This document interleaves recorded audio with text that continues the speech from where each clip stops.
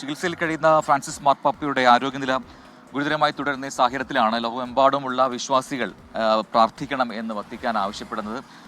Bronchitis ബാധ അത് കലശലായി തുടരുന്നു എന്നാണ്. അതിൽ എന്താണ് പറയുക, ഈ ചികിത്സ കൊണ്ട് വലിയ മാറ്റങ്ങൾ ഉണ്ടാക്കാൻ കഴിയുന്നില്ല എന്നതാണ്. ബ്രോങ്കൈറ്റിസ് ബാധയ്ക്കൊപ്പം ഈ ഏറ്റവും പുതിയ മെഡിക്കൽ ബുള്ളറ്റിനിൽ പറയുന്ന റീനൽ ഇൻഎഫിഷ്യൻസി, അതായത് വൃക്കകൾക്ക് തകരാറ് ചെറിയ രീതിയിൽ സംഭവിച്ചിട്ടുണ്ട് എന്നാണ്.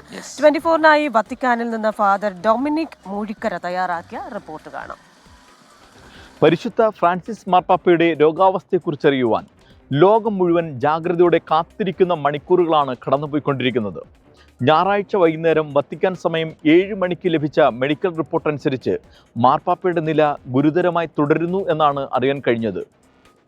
ശ്വസന സംബന്ധമായ ബുദ്ധിമുട്ടുകൾ കുറേയേറെ പരിഹരിക്കുവാൻ കഴിഞ്ഞുവെങ്കിലും വൃക്ക സംബന്ധമായ ചില പ്രശ്നങ്ങൾ മാർപ്പാപ്പയ്ക്കുള്ളതായി മെഡിക്കൽ റിപ്പോർട്ടിൽ സൂചനയുണ്ട്.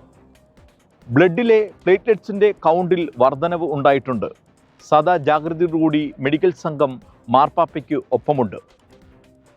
ലഭിക്കുന്ന പ്രാർത്ഥനകൾക്കും സ്നേഹത്തിനും നന്ദി പറഞ്ഞുകൊണ്ട് എക്സ് അക്കൗണ്ടിൽ മാർപ്പാപ്പയുടെ കുറിപ്പ് ഞായറാഴ്ച ഉണ്ടായിരുന്നു.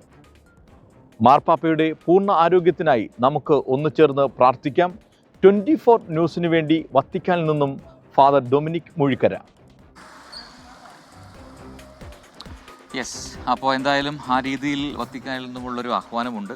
ലോകമെമ്പാടുമുള്ള ആൾക്കാർ പ്രാർത്ഥിക്കണം എന്ന രീതിയിൽ തന്നെ പറയുന്നു.